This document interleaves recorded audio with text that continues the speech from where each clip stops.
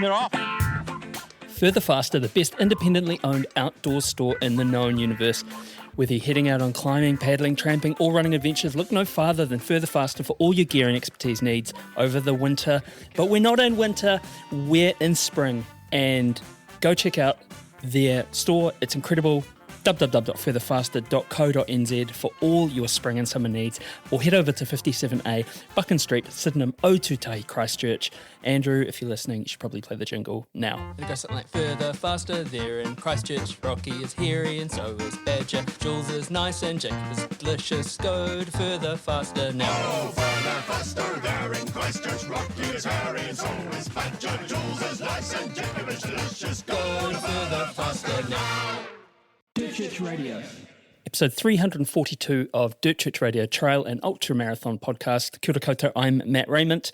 It's just me flying solo this week as Ali and Andrew are taking a well-deserved break. I hope everyone is over their UTMB hangover and looking forward to, if you're down here in the Southern Hemisphere, some warmer runs on the horizon because winter sucked and spring is here. So huge months ahead, I'm sure. This week, really special conversation. Ali spoke to Justin Grunewald, and I was gutted to miss this one. I'd actually taken half a day's leave as I was very keen to chat to him, but I got called back into the hospital last minute due to short staffing, which you'll be hearing. Probably those in New Zealand have been hearing a lot about, but let me tell you, it's real. And Justin, being a physician, as well as an elite runner, would know all about the challenges of healthcare. This is an excellent conversation with Justin, who talks about his career in running, medicine, his relationship with his wife, Amanda Basham, who is also an elite runner and who was featured on episode 311 of Dirt Church Radio earlier in the year, and the legacy of his first wife, Gabrielle Grunewald, who passed away from adenoid cystic carcinoma in 2019. You hear about Brave Like Gabe, the foundation which Justin and Gabrielle co-founded, which funds research into rare cancers and promotes hope, advocacy, and optimisms, which are principles which Gabe lived by. You'll also hear him talk about his racing, his history with running, and so much more. Fantastic conversation. But before we bring you that, we should do this. It's the greatest run ever. It's the greatest run ever. Greatest Run Ever. Greatest Run Ever, which is the part of the show where we ask you to send in your greatest run ever. It doesn't have to be a race or a mountain summit. It might just be a run around the block. Something that sung to you for some reason. Send them in to us at dirtchurchradio@gmail.com. And look, just a note, this Greatest Run Ever does deal with loss, which many of the runs featured here have over the years. And out of respect for the person who sent this in, we've kept their name private as they've asked. My greatest run ever.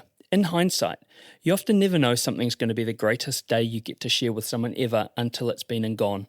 Running is the same. One day you're out running and having an awesome time, or sometimes it's a terrible one and you don't think it will be your greatest run ever. I've been repondering this prompt, and I think that my greatest run ever has been and gone, and only in hindsight do I now realise it was the greatest run ever. It was a spontaneous run with a family member who is now no longer with us, spontaneously and full of energy, and that's how they like to do things. A 2-hour drive to the trailhead the next morning and we were off. Again, in hindsight is a wonderful thing. We hadn't checked the forecast properly.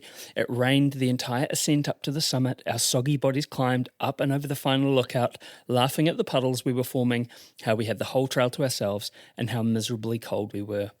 Those glorious summit views I was after, dreaming of a bluebird day with 360-degree mountain, forestry and coastal views, were obstructed by a sea of swirling grey around us. We were cold, we didn't get to see the view, and the trail wasn't in great shape. But we were together, having fun and enjoying the spontaneity of adventuring somewhere new. He called me out for complaining about the views. Look at the clouds. Look at the shadows they're casting over the mountains. Look how spooky and mystical the surrounding peaks look between the clouds. This less than ideal summit story is my greatest run ever because he taught me that it isn't about the journey or destination, it's about the memories of who you get to spend the time with. And again, in hindsight, I wish I'd realised this earlier on. Enjoy the trails, enjoy the company of the people you get to spend that time with, seek out the life you love and dream of, full of all the adventures, and try to see the good in every situation out there because life can be finite and it's only in hindsight that we realise this. So thank you to the person that sent that in. They'd said they hoped that it wasn't too dark, and certainly not, greatest runs ever. Just that they are the ones that are the most profound, and people love hearing them. People love reading them, and please keep sending them in. We've had a bunch after we reached out last week, but we would love to have your greatest run ever. So please keep sending them in. Okay, let's get on with Ali's conversation with the incredible Justin Grunewald. It is a great pleasure to welcome Justin Grunewald to Dirt Church Radio. Justin is a doctor, ultra runner, and he's been at the pointy end of races like Tarawera, Desert Rats, Canyons, Speed Goat, Black Canyons, and he's hot off second place at Leadville. On his CV, he has a 1:04:50 half marathon and a 14:30 5K. Not only is he fast, but through Brave Like Gabe and his authentic storytelling on social media, he continues to inspire for more than his running prowess. Justin, it's a great pleasure to welcome you to Dirt Church Radio. Thanks so much for having me. Excited to be here. Now, first of all, right now, Amanda's over in Chamonix, hey? So you're solo parenting. Have you got the kids in front of the TV, and is your training in the bin? Yeah, the kids are, I think, watching the cartoon of their choice today, and they have preschool from like 8 to 1 p.m., so easy to sneak in some runs. A little harder on the weekend. They'll be on the treadmill. Yeah, I feel you. Although right now it's probably mostly recovery post Leadville, hey? Congrats on your second place there. Thank you. Yeah. Just a couple days back into running, I've had this weird minor injury that's been bugging me, and I'm trying to figure out if it's gone away or still there. What's going on? Just something in my back has been a little off. I messed it up a few weeks before Leadville, and then the choice was either DNS or see what happens, and saw what happened, and it got worse later in the race. So now I'm just trying to figure it out. Oh, I'm sorry. That sucks. Oh, it's all right. I mean, hundreds are supposed to hurt at some point, so something gotta fall apart. Hey, both course records went, which is pretty rad. Is it frustrating being second there, or do you feel like it lifts your game anyway when someone like David Roche is on the tier? Yeah, no, I mean, David's a great guy. Exciting to see him. He has that race very finely tuned, I'd say. And I think he runs really well there. It'd be cool to see more elites do the race. I think there's still time to be had on that course record. I mean, I was a long ways off of it, but I think I walked the last 27-ish miles. So it wasn't particular. I think my splits were like 7:30 for the first half and then a lot more for the second half. So it wasn't so much fatigue. It was just a weird thing. We really enjoyed getting to know you when you were here racing Tarawera. What did you enjoy about your time in New Zealand? Oh man, I think I rave about that race more than any I've ever been to. The trails are beautiful. The community's better than the trails.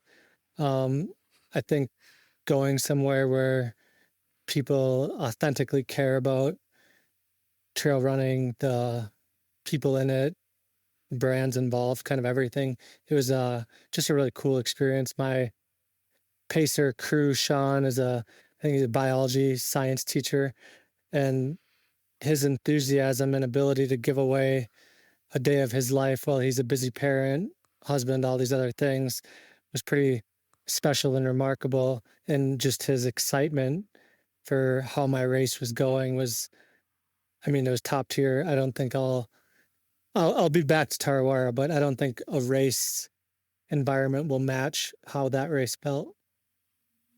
Oh, well, I'm pleased to hear that, because that's the experience that I would love people to visit New Zealand to have. So I'm glad that you felt the aroha of our country. Yeah.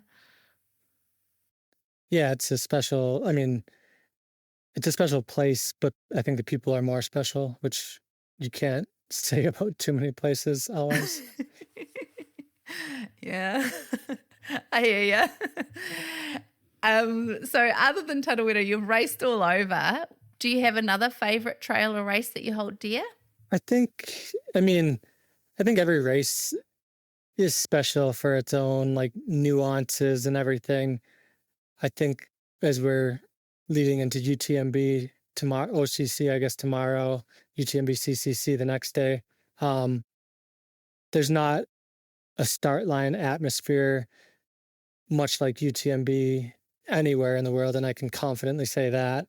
I had a good race at OCC a few years back, and they kind of tuck you deep into this alley in Orsier, or however you pronounce the town's name, and then the starter says go, and it's just this mad dash through this alley deep tucked away, and I think it starts in, I don't know if it's Switzerland, I believe, and then you're on to your next country and getting to the finish line. But it's UTMB, I think, gets both positive and negative press, but a lot of the races they are a part of are the iconic special races that you kind of have to experience, like the Tarawera, like the UTMB events themselves. But then there's a race in our backyard. It's in a town called Gould, Colorado, or Gold, Colorado. I don't know how to pronounce it. Never Summer 100K.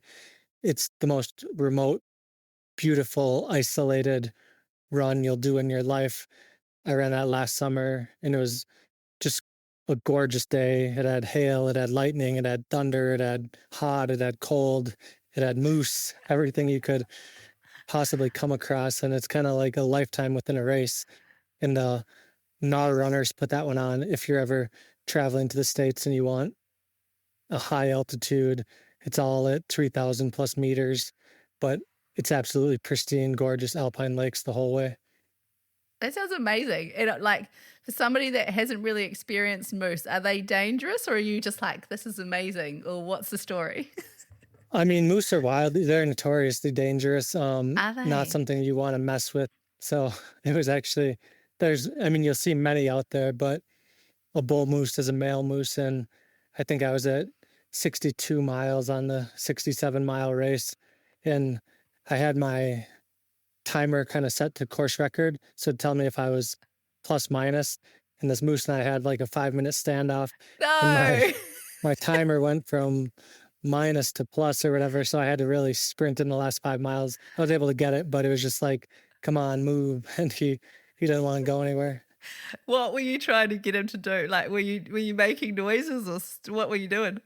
Oh, he was big and mean looking. So I was very timidly just kind of standing in the distance. This isn't a direct quote, but I think they're probably the most dangerous animal. Everyone's afraid of mountain lion, but the moose are the ones that'll get you. It's kind of just like a wild horse that's going to kick you, I guess. And they have big antlers too, right? Don't they? Oh, huge, yeah.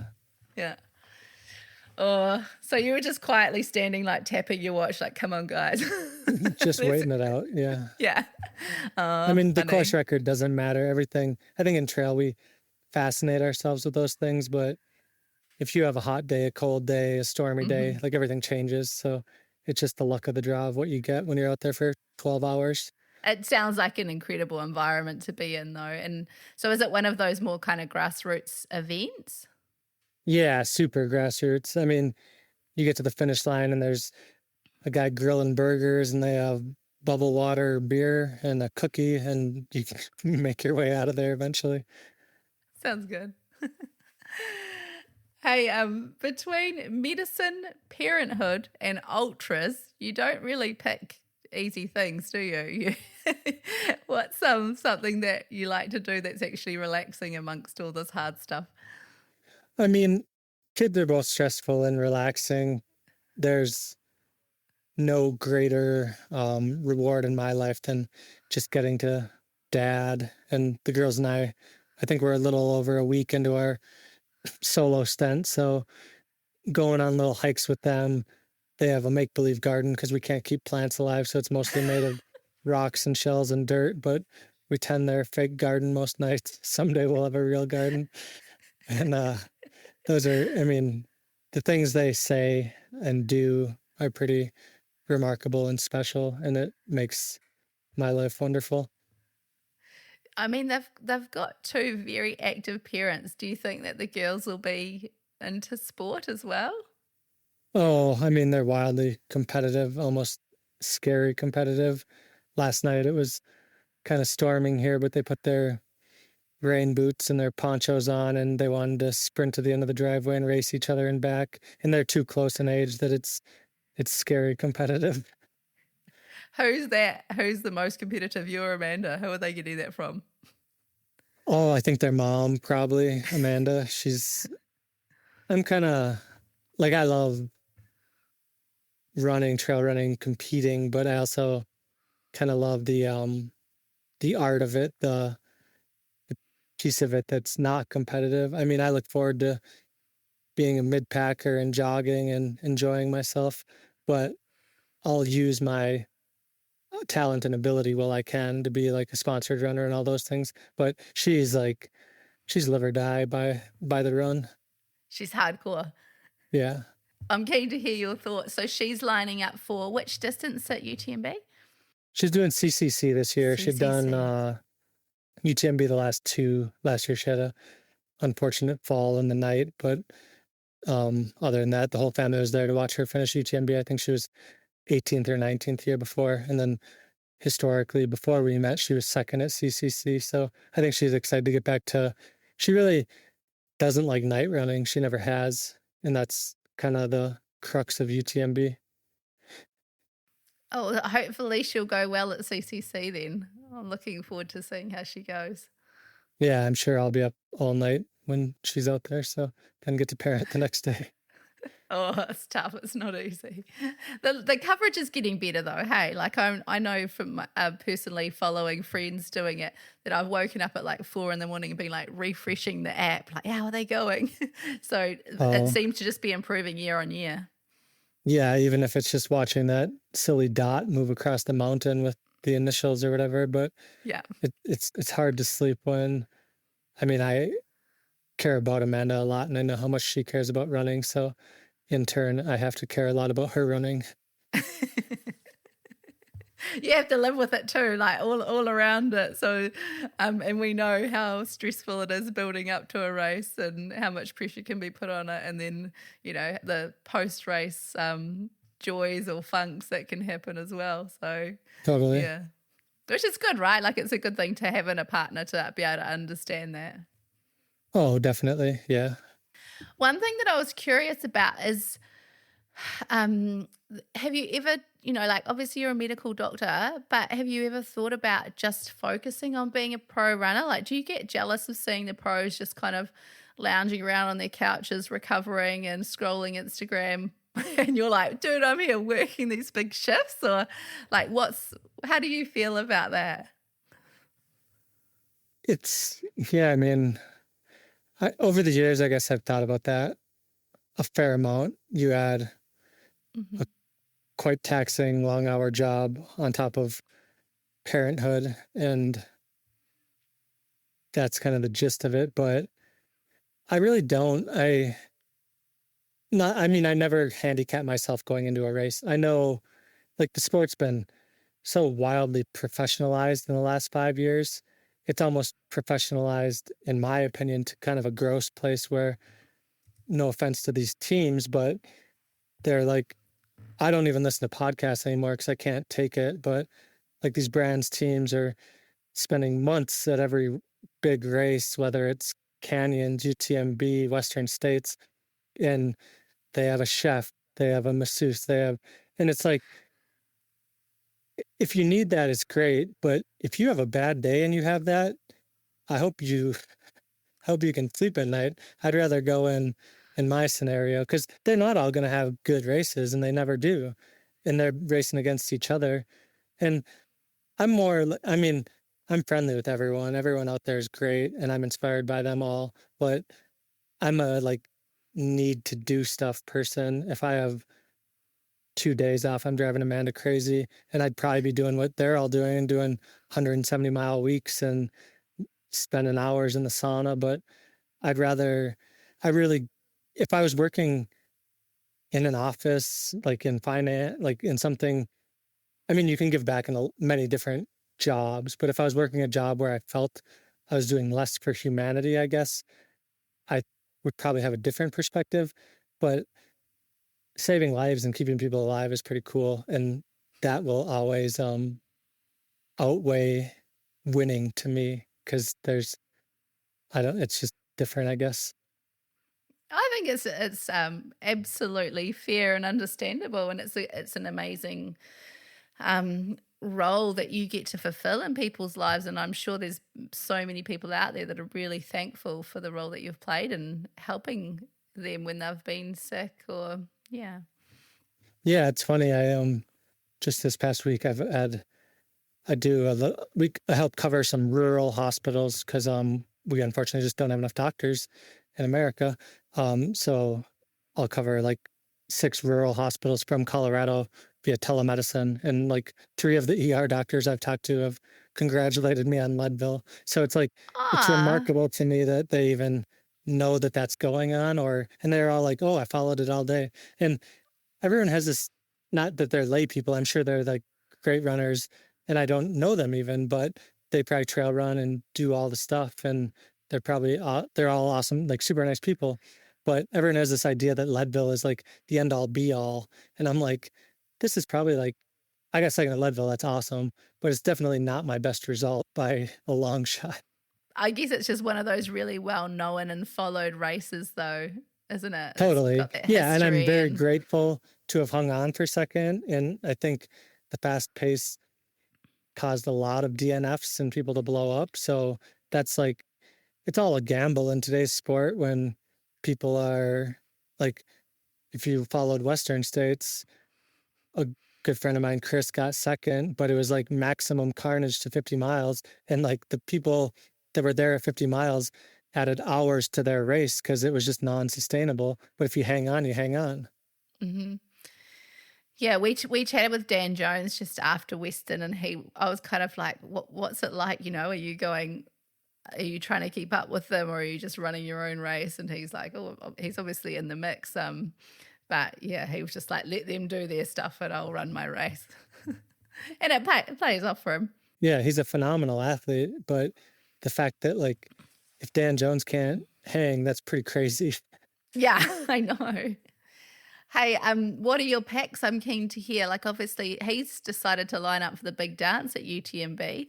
What are your UTMB picks? Oh, man, it's crazy. I think because the world championships and everything, it seems as though CCC and maybe even OCC are far more competitive, which is way different than the last couple of years.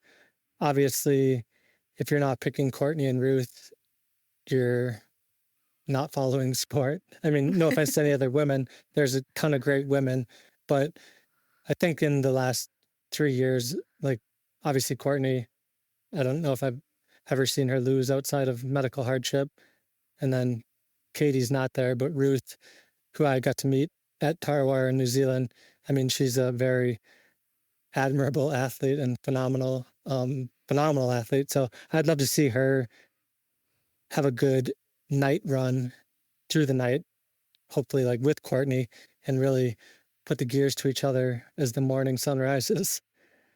And then I guess, I mean, I weirdly follow women's a fair amount just because I like follow her, and I'm not always in tune to who's racing on the men's side. But just this is probably a silly pick and an ignorant pick, but Ludovic is like this mythical creature to me.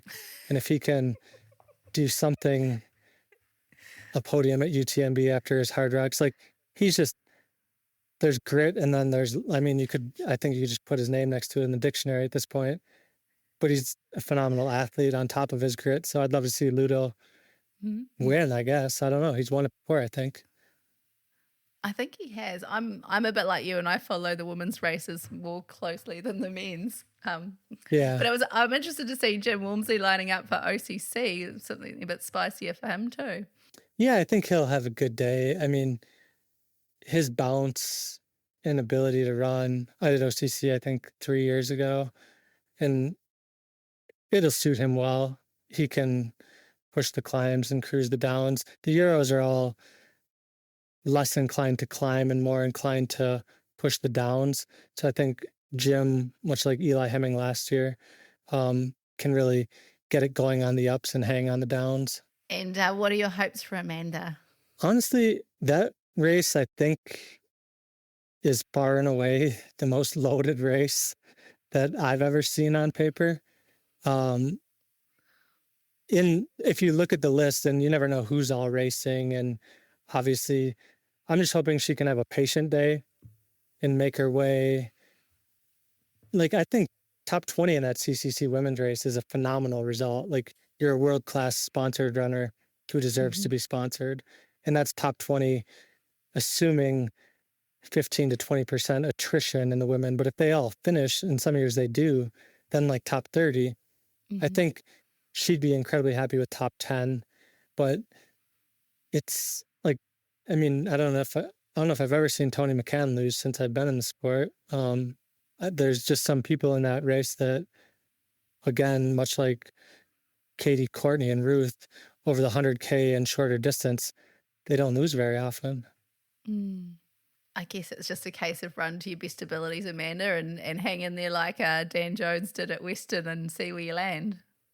Yeah, I think you let people go at each other early, let them break each other down. And then, like, if you can have it over the last 2 climbs in CCC, there's no reason you can't be top 10, but you have to put yourself within striking distance. I just hope a clean race for her.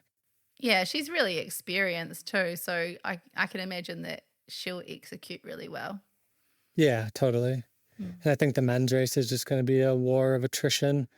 It'll be some big names just pressing up that first climb and seeing how long they can hold on. I bet there'll be a lot of carnage in the men's race. I'm predicting highest DNF rate for men's CCC.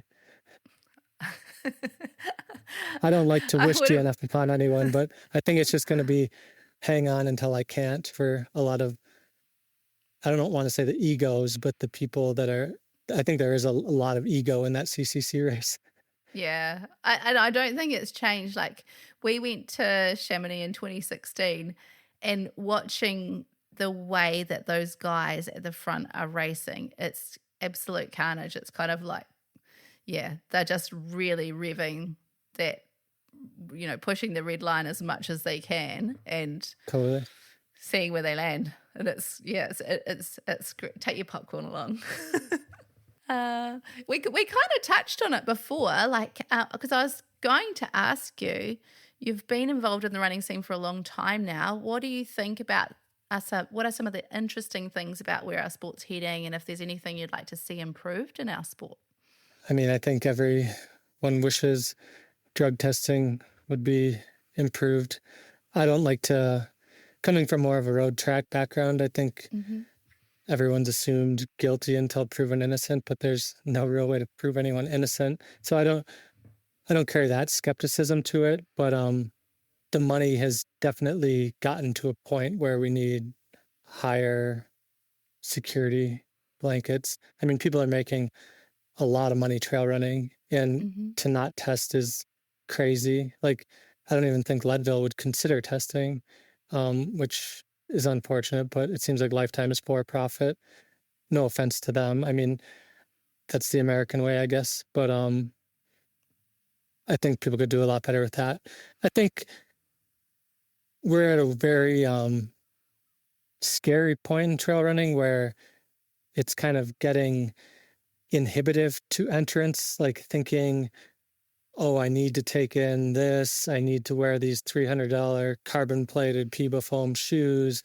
If I'm not saunaing or hot tubbing every night, like for a parent, unless I had a full-time au pair nanny and no job, there's no way I can keep up with what the other people are doing. So then I just have to look at my like grittiness and my years of mileage to keep up with them. And I'm totally okay with that. But I hope other people coming into the sport can realize that just because you do all those things doesn't mean you're going to win. But that's kind of how the sport's being portrayed.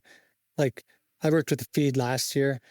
I wasn't comfortable working with them again because I felt they really sell a lot of snake oil, unfortunately, just saying like none of it's science-based. They're just saying you're going to run better if you take more carbs, and that's just not true.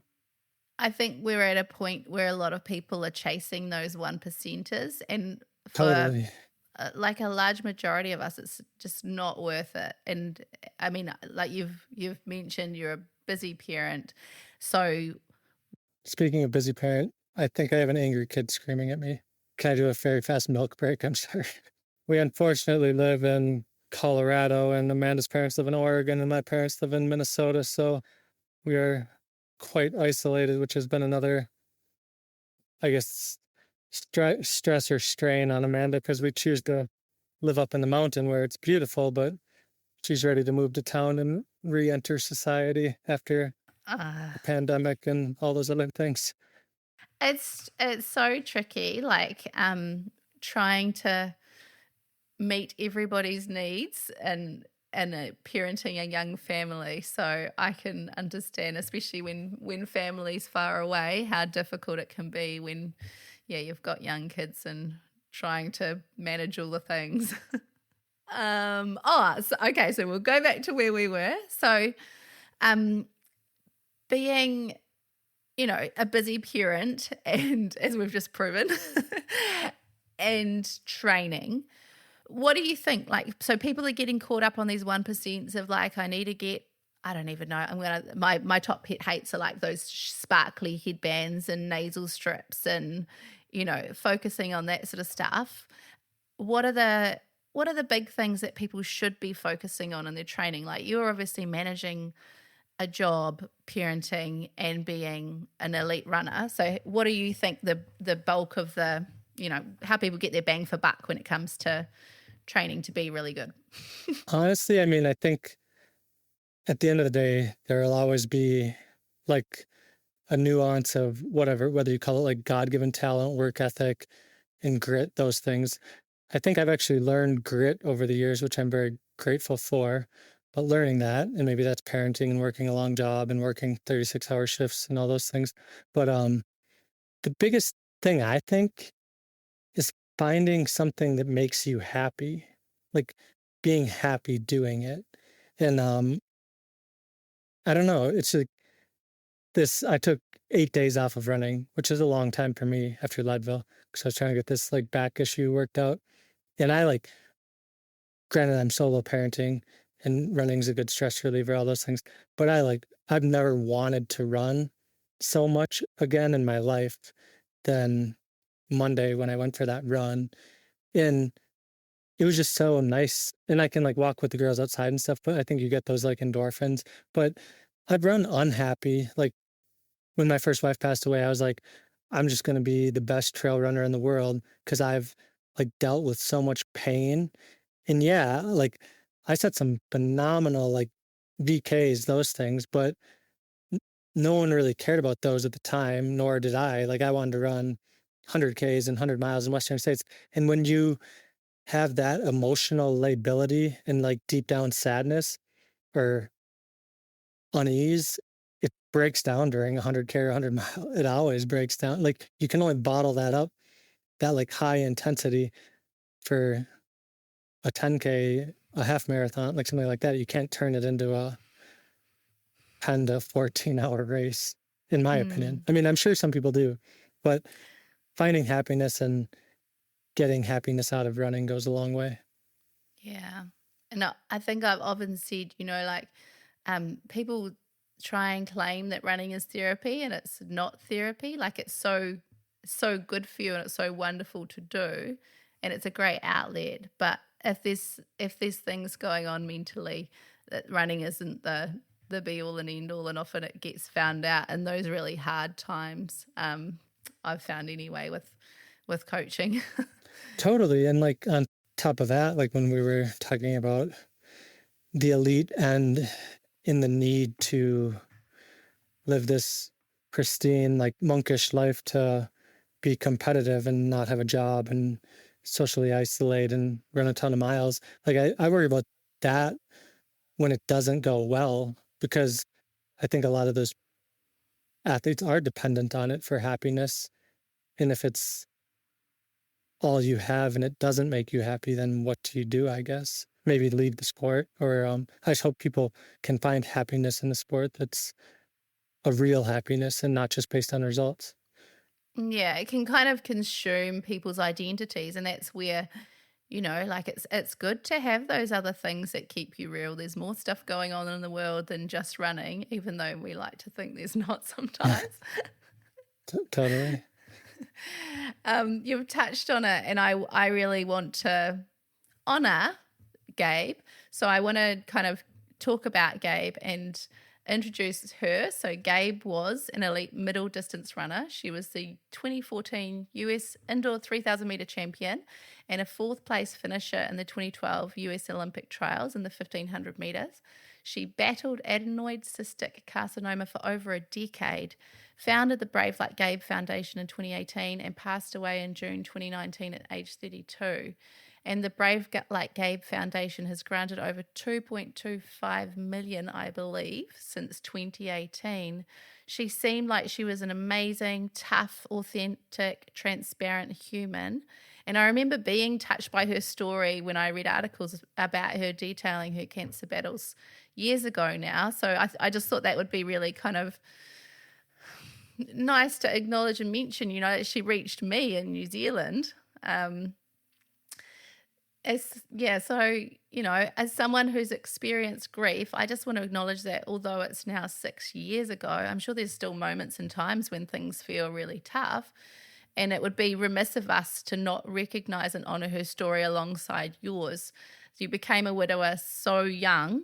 How does her life impact the way that you've moved forward with grief in yours? Yeah, I mean, I think in a million different nuanced ways. When you lose someone, I guess on the younger side, when I was in my early 30s, it seems like your world or your life ends. And I guess that essence of it did in a way, but it also imparted this incredible, and I hope I always have it or always feel it, but ability to kind of not ever take a day for granted into, like I told you, like the happiest time in my day is hanging out with my kids, because I put a lot of thought into like Gabriel's father and her mother, but more so her father, because I'm a father, I guess. And he lost 2 daughters, and I have 2 daughters. And I always thought selfishly that like I had it the hardest, because that was the person I spent every day with and spent all my time with, ran with, ate with, did everything with, other than when I went to work. But now having kids, it's just very different. And it makes me really grateful for what I have, for having Amanda, for having Ryan, Maeve. And I always try to be extra loving of Amanda, I guess. I don't even know. Like, she's been through stuff too. And like, there's always stresses and strains of life. But at the end of the day, I'm just really grateful to have her.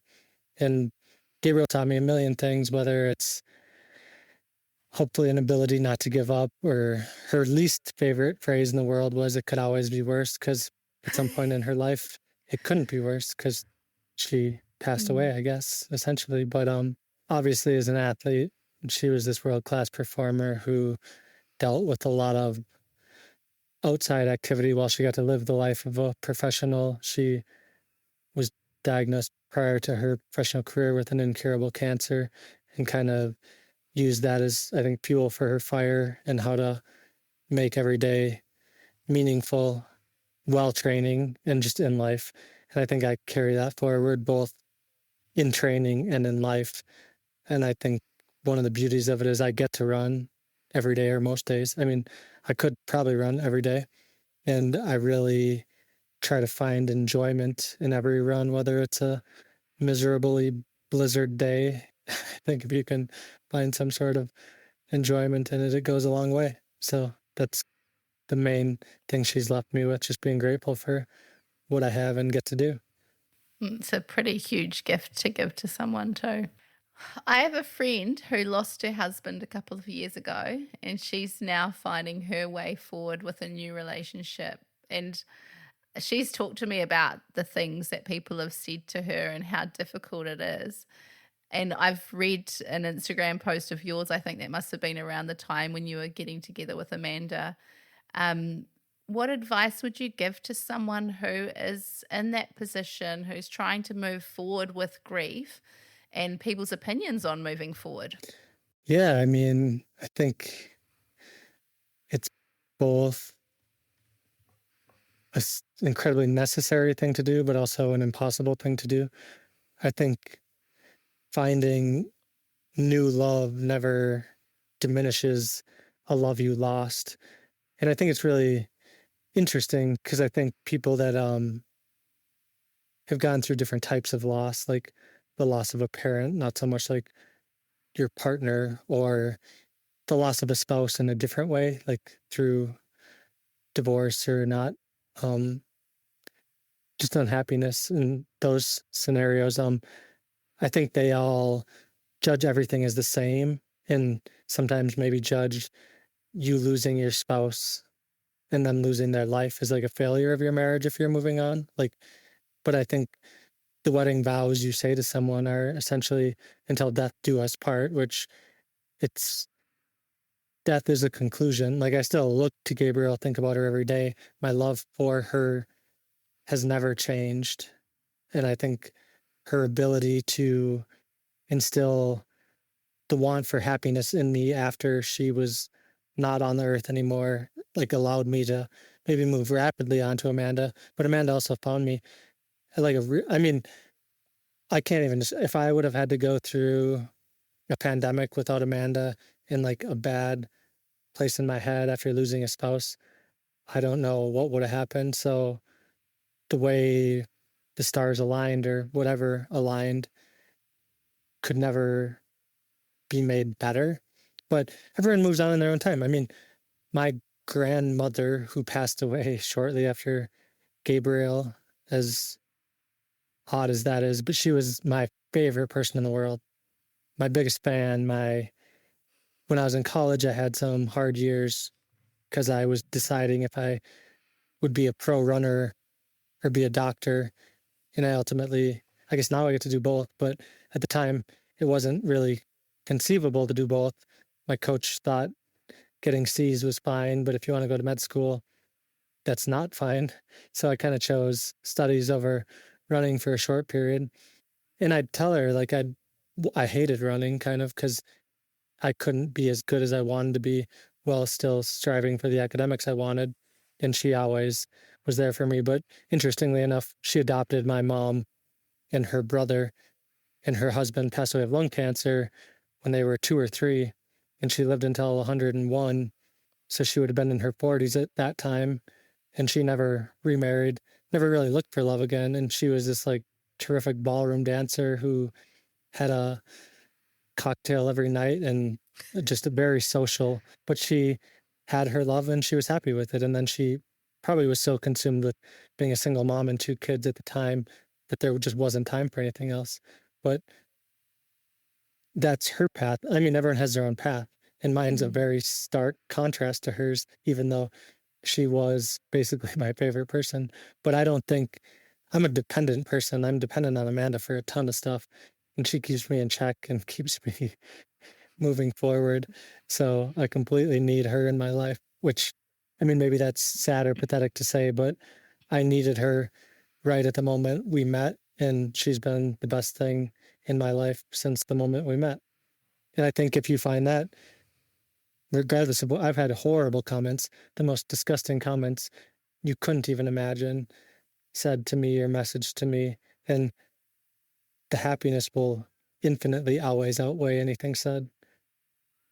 And I guess it's just a reminder to chase that, and to kind of recognize that whoever's saying these horrible things, like, I don't know, they've got their own stuff going on and they shouldn't be putting it out there, really. Definitely, yeah. And I think some of it's even been like lost in translation, or a lot of it's come from people that were in a very bad relationship and then they see this like what's deemed as a good. I think Gabriel and I had a great relationship, but we had our flaws, we had our arguments, but everything read through social media is this like perfect thing.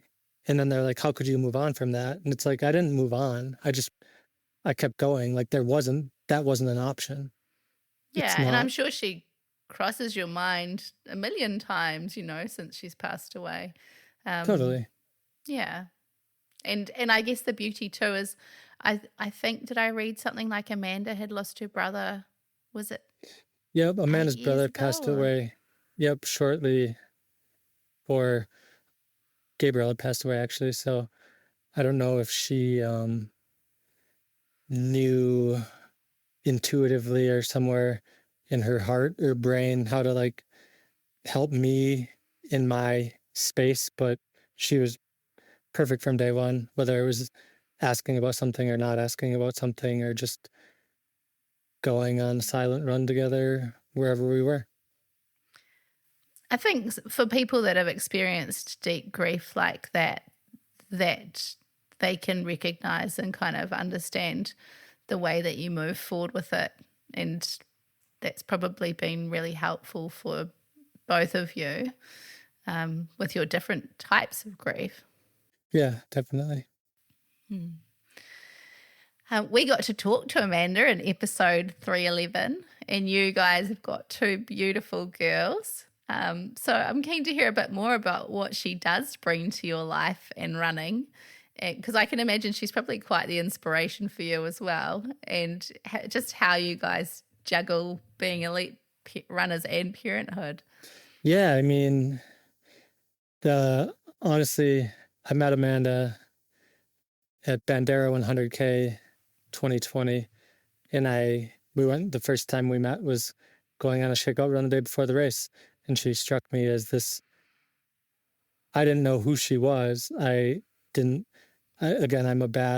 a poorly educated person on the sport sometimes. I know a ton about it now, as I've been enthralled with it for 6 years, but she had just come off of a Cape Town race or something and was coming back to race the Bandera, and just talking to her and her like attitude and it was kind of just like no BS, no real excuses, just get stuff done. The Bandera race, I think she DNF'd it. I think she was just over raced and ready to be done for what should have been the previous year, but it's a January race, so you try to tag it on to the end. And my race went great until like 40 some miles where I rolled an ankle and I hobbled it in, but it was fine. But I was like, I asked her to coach me, I think the day after the race, because I was just so impressed with her demeanor. And Mario Fraioli was a really good friend of mine who coached me at the time, but he also coached me through losing a spouse, and I think felt immensely bad for me, which is a completely reasonable thing to do. But he became such a good friend that I didn't want him to coach me, because I didn't want to not. Sometimes, like when you have a coach, you just like start not liking the person because you blame your failures on them. And I never wanted that to be a scenario with Mario and I, who's still one of my really good friends. Like he flew to Minneapolis for Gabriel's funeral, all these things. But then Amanda started coaching me. A brand that no longer exists, Sufferfest, a beer company for athletes, offered to fly me to Hawaii to go after a prestigious FKT on the Kalalau Trail, the Nepali coast. And Sally McRae and I and Billy Yang were supposed to go to this, but Sally had to back out because a kid got sick, so Amanda went. And that's when I think we really like fell in love. So she was coaching me at the time, but then just being together like in a beautiful place and like getting to know each other more just turned into what we have now, I guess. And yeah, she inspires me every day. She coached me for a long time. I fired her on Mother's Day a few years back because it turned into, yeah, I was running a race and it was during the pandemic and took a really major wrong turn for like miles and miles, and got back on course and like sent it very hard and gassed myself, and had moved back up into podium position, but was just done. And I DNF'd, and she basically told me I was a baby. So I said, I love you, but you can't coach me anymore.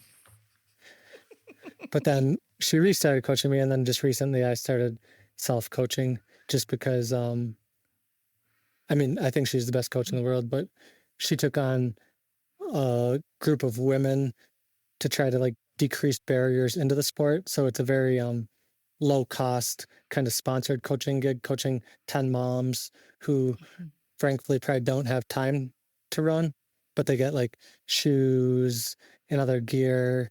And then it's like a break even to like pay her a very small amount, but that is in itself very consuming. So I told her she could get rid of me as a client for a period of time. But I still ask her questions all the time. Yeah, I was going to say, I can imagine the conversations in your household are constantly, kind of picking each other's brains about, is this the right thing to do today? Or what do you think about this? Yeah, the right pack to wear, the right type of carb to take in, all those sorts of fun things. Yeah. What has Amanda, or like what have you learned about love in this newer relationship? I think, fortunately, unfortunately, like, as I said, our kids are the best thing in the world, the best thing in my life.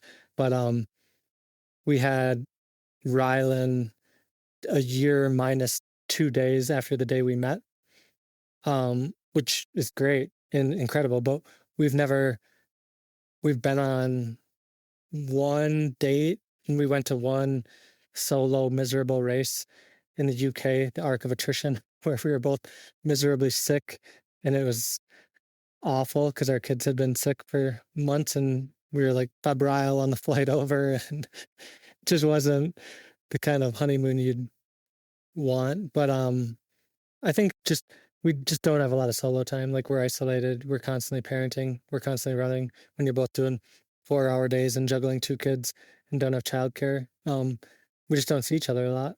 But we both know we're passionate about the sport and getting it in.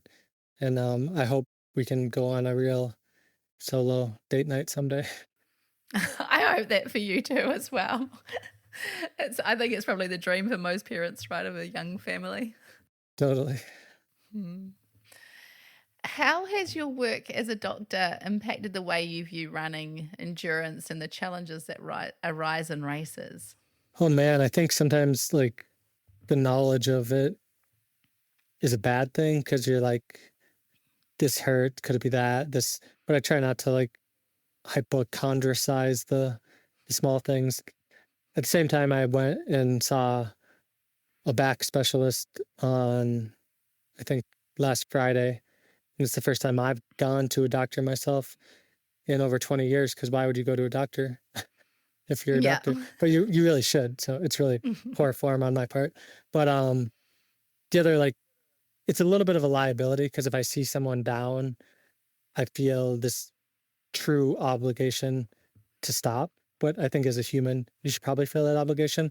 But I guess I maybe feel it more so because maybe I can offer help. I've got the giggles because I think that's probably why you run so fast. You're like, there's no one in front of me. I don't have to worry about this. Yeah, just the out and backs get dicey. Oh, out and back. Don't pick a course that's an out and back, Justin. Yeah. But I get to work really hard for a week, then I get to have time off. And I think that works really well with our life too. So I get to be a stay-at-home dad, professional runner for a couple of weeks at a time. And then I'll work a 90-hour week, which isn't at all conducive to running and stay up overnight and do all those things. But I know I could be a better runner if I didn't do that. But I also know I dedicated a large amount of my life to doing that, and it really fills my cup, so it's not going to go anywhere. As a medical professional who probably hears a lot about people's approaches to running, how many times have you found yourself going, oh no, please don't do that? Oh, all the time. I mean, yeah. Runners are inherently crazy people, and then there's a lot, we're also stubborn people, I guess, and experimental people. So I think, I don't know, yeah, a million times. I guess that's one of the things I thought about earlier when we were talking about that, is that there's this curiosity side as well, which I can understand people wanting to, encourage and foster in themselves is finding out, oh, well, what if I do this? What if I do this? As well. But yeah, sometimes you're looking at people going, why are you taking that? What are you, or yeah. Oh, totally. And I mean, even there's a lot of like weird supplements that have only been around for a very short period of time. And in medicine, you learn very quick, almost everything I can give you that's going to help you is also going to hurt you in a way. Say, in the realm of cancer, you give someone chemotherapy, you hope it kills the bad cells faster than the good cells, but it really kills a lot of good cells at the same time. Or an antibiotic, it kills the bad bacteria, but it also kills off all your good bacteria. So I can only imagine, outside of just sugar-filled carbohydrates, some of the weird things we're taking and doing to our bodies might not reap long-term benefits. They might make you faster now, but I'm honestly really weary of a lot of the stuff. And then we alluded to like doping earlier, like all those things are awful for you. So I'm hoping it's not getting done a lot, but you're really probably giving up a lot of life later to be good now if you're doing those sorts of things. Yeah, and I know I've chatted with a sports dietitian before and talking about supplements and how many of them contain banned substances. So it's definitely worth people considering carefully what they're ingesting. Definitely. One thing, this is straying into some dangerous territory, but one thing that I kind of talking about that is testosterone in sport and women. Like I've been hearing more, like obviously there's more kind of support for women through perimenopause and menopause and women being prescribed it, but obviously it's a banned substance and kind of but then you have the flip side of that where you don't want to be taking it at an elite level for performance benefits. But I'm going, well, there's probably this large chunk of recreational runners that might be, well, not large, but a chunk of recreational runners that could be taking banned substances. Yeah, I mean, even like the aging male ultra runner, like if you were getting tested, which no one frankly is, but they make the cutoffs for like male testosterone at like a 22-year-old male, where their testosterone levels are going to be 2 times as high as a 40-something-year-old. So you could easily be taking a very good amount of it and getting away with it and testing negative, like all those things. Yeah. Like they're not doing any age grading on any of those things. No. Yeah, there's so many nuances to our sport, and I guess like you'd have that lens coming from that kind of road, I'm calling it road background, where you see the difference, right, in standards between what happens in those situations versus what's happening in trail. Oh yeah, and I mean, like one of my first summer of medical school is the last summer you have off for like the rest of your life. So I drove to a rinky-dink race from Minnesota down to Iowa, but this race had a huge prize purse, and a guy who beat me, I got second place. I think I got like $3,000 for second place, and then drove to Colorado for the summer. But the guy, they drug tested at this race, and the guy that beat me got popped for drug testing at that race. So, and that's like, we're talking middle of nowhere, Iowa, and I've done many UTMB races and not been tested, which if like the Cedar Rapids, Iowa race can find a way to drug test, I would think these massive multi-million-dollar organizations could find a way. Where do you think the regulation could or should come from in our sport? At this point, I think it should really come from brands, because clearly races aren't interested in it. So I think brands should, like I run for a small brand ultra, but previously in our contract, we signed like a clean sport contract with our contract, which I think is a really good thing to do.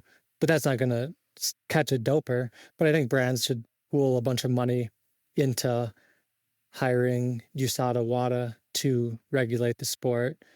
Like the Nikes, the huge brands have plenty of money, but they're also the brands that have been wrought with doping in the athletics world. So they're probably not super eager to do it, unfortunately. But I think they could do a small write-off, and all these big races could have testing. So almost kind of like Ironman being carded athletes, but if you're a sponsored athlete, you've got your brand supporting and paying for that, because I guess it's tricky, because like Joe blogs like me, I feel like I shouldn't have to pay for these people to be on a kind of a whereabouts program, but I want to see that in our sport as well. Yeah, no, but I think, I mean, in trail running, so far from a whereabouts program, like I know. like that'd be like in 100 years maybe. I just want to see people peeing in cups at the end of races, like if anything. But I do. There's always like mysterious disappearances for 6-12 months, and I hope these guys are putting in great training cycles. But it's also a perfect doping cycle, like time for a doping cycle. Yeah. I don't know. Yeah. I mean, I don't want to be down and out of the sport, but it'd be, I mean, maybe the athletes need to come together and give a part of their small contracts to fund it, to prevent it. I don't even know. Yeah, I think we need to see more pressure being applied in that space, and people, standing for fairness in sport, because it's what we want to see. Especially the when whereabouts is stressful, though. Gabriel was always on whereabouts from whānau, USADA. And it's like they knock on the condo door and someone's hanging out with you till you pee in a cup, and then you're definitely watching not it going to all, first 2 hours. Yeah. It's we talked about it with some of the Australian Olympians, and they were just like, the people in Canberra especially got hammered in like 1 year. I think they had been tested like 250 days of the year. It was something insane, and just That's it. Yeah, it's a lot of pressure, but I don't know. There's no right answer, but I think it's an interesting conversation to be having, and to kind of be bringing into more awareness for people. Totally. Yeah. Yeah, and I don't have any like judgments that I think anyone's dirty. I just hope everyone's clean, because at the end of the day, when you go to bed at night, you're the one, having to sleep with that. Yeah, exactly. Hey, we'll do a quick fire section. So quick as you can, let's have a think about these answers to questions. What is your favorite song for running to? Terrible Love by The National. Probably not a very well heard song, but it's a good one for running. What's your favorite quote or mantra? Oh, man. I guess I'd give a Gabriel quote, which would be, "It's okay to struggle. It's not okay to give up." I think I look at that quote more in like a life aspect in running. I'm not saying it's not okay to give up in running, but in life, I think it's okay to struggle. It's not okay to give up. That was something she had said a long time ago. What is the biggest lesson running has taught you? I think the biggest lesson ultra running has taught me is that the race, much like life, is really long. It'll have ups and downs, but if you can usually find a way to get through it, if it's not like the worst day ever, it's probably going to be an okay day. Like my Leadville race was pretty awful, and I was able to get second place, and my crew kept me out there. I didn't really particularly want to be out there, but to get second at Leadville, I think, like you said, it's a notoriously prestigious race. Like people care about it, people know about it. Like for the rest of my life, my little girls can be like, my dad was second at Leadville, and people in Colorado are going to know what that is. And that is silly, but special to me. What's next for you that excites you? Oh, Amanda coming home on Tuesday. I don't know. Fair. That's fair. The girls really want to go to Disney World, and I think they'd lose their mind meeting. They ask me, like, if this princess is real or that princess is real, and I think they're just to see their face. We'll hopefully go this spring or winter. They have to be like so tall to ride rides that we're trying to time it out. But I think they're just going to be mind blown when they see these princesses walking around. Oh, that'll be the cutest. It's such it's such a magical age, because they are constantly wondering what's actually real and what's not real. UTMB or Western States? Oh, man. I really want to do UTMB next year, actually. I've tried so hard to get into Western, and I was third at some golden ticket races, and then I go to Tarwar and get second, and it's not a golden ticket race. And like, you plan your year out kind of a year in advance.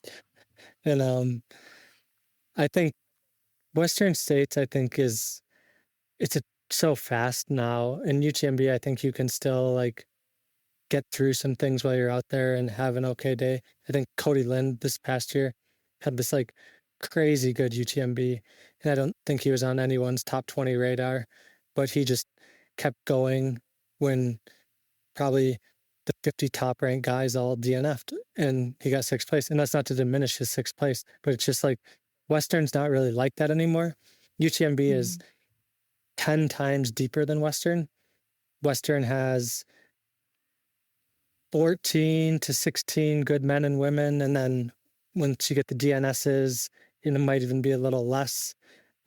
So I think Western needs to bulk up their elite side of it and get like at least 30 deep. I don't want to take away other people's spots, but they need to go find a way to get a deeper field, because when you're literally the top 10 are pretty predictable outside of DNFs, and then there's just not much after that.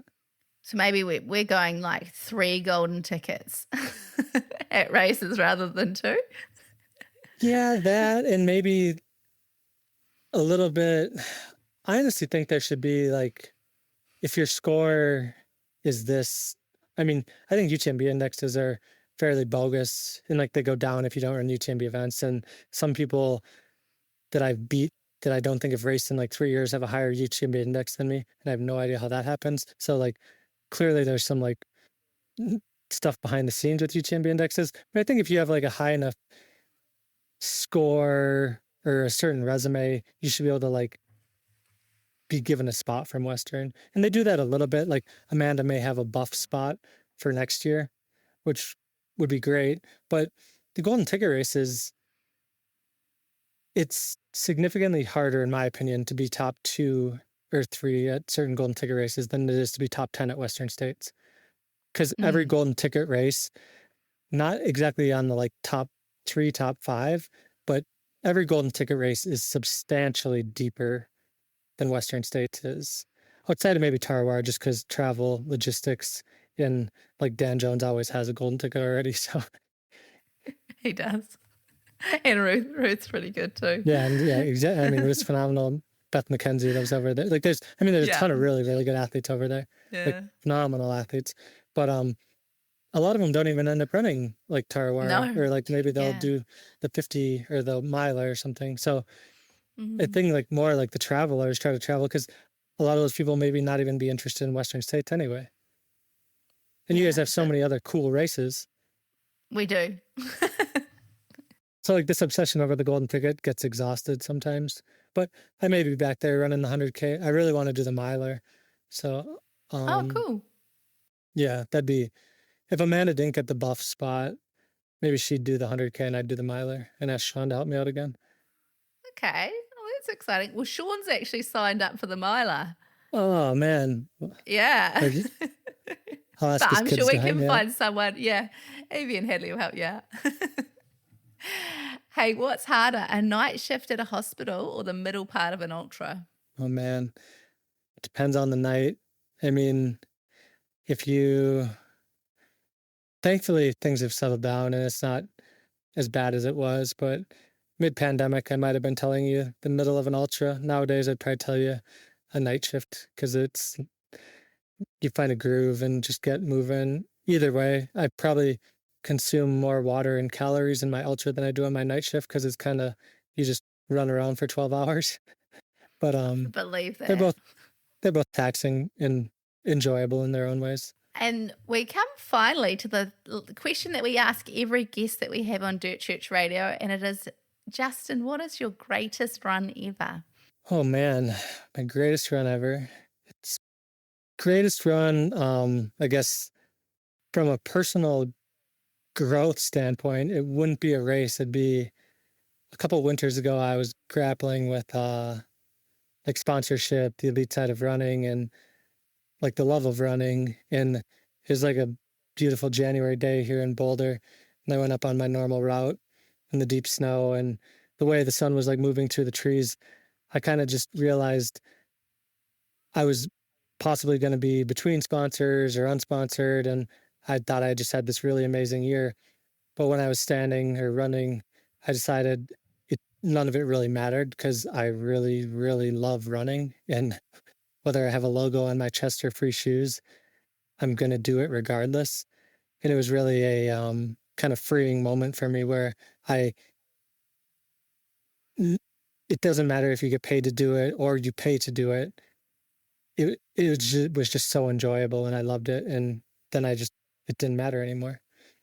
My greatest run from a standpoint of accomplishment is probably that I told you Amanda and I visited Kauai shortly after we met, and the Kalalau Trail. She did a supported FKT on it. It's around 22 miles, very technical, very hard terrain, super humid. We didn't bring electrolytes. I gave her all my water, and I thought I was going to die 12 miles in, so I told her to leave me from heat stroke. I didn't drink any water or take electrolytes, and I'd never been cramping so bad in my life. So I laid on a rock, puked my guts out, took a nap, and I woke up and there was an orange tree sitting in front of me. So I started throwing my hand bottle at oranges and knocking them down and eating them.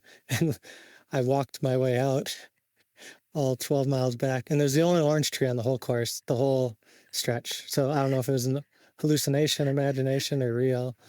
But I feel like it had this aura around it. It's like the moment, and that you were obviously so tired that you're just like, suck. oh, it was the best orange ever. Yeah. But then 2 or 3 days later, I went and did it on my own and got the FKT pretty well. And some really good people have tried since then and failed. So I feel like it's a accomplishment. And the terrain's always terrible.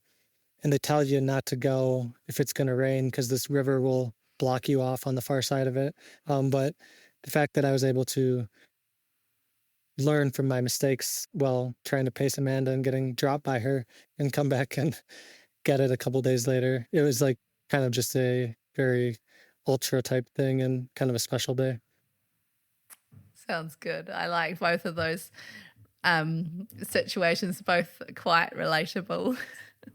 Well, I'm never going to be a sponsored athlete, but I can relate to the finding the beauty and joy and gratitude for running and why you do it. Yeah, I'm going to do it regardless. Yeah, exactly. I think that's probably the thing that's really struck me through our chat is how with your story and the experiences that you've gone through, that they have all given you kind of bring a lot of presence into your life and into your running, and a lot of gratitude and appreciation for that. And I really appreciate your honesty and authenticity and just finding the time amidst your busy life to chat with us and to share so authentically. And and I wish both you and Amanda the very best with your running and moving forward with life, and can't wait to see what unfolds for you all. Thank you. I appreciate you having me. And like I said, I'll be up all night Thursday night pulling for Amanda at CCC. Probably be sick to my stomach watching, and it's just how it goes when you really love someone and care about them and love the sport, I guess. Absolutely. All right. Well, we will be doing the same thing. We'll be cheering for her, but also cheering for our locals too, Ruth and Dan. Understandable. I hope they have great days. They're great people. They are. Thanks, Justin. It's been an absolute pleasure chatting. You're welcome.